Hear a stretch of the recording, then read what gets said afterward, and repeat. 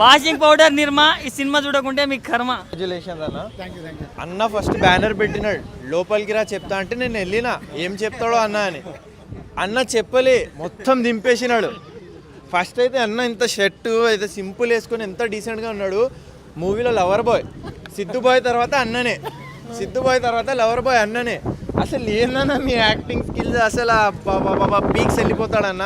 మంచి మెసేజ్తో, మంచి రొమాన్స్తో, మంచి కొంచెం హారర్ కామెడీతో మంచి సినిమా తీసినాడన్న. అసలు దింపేసినావు అన్నాను.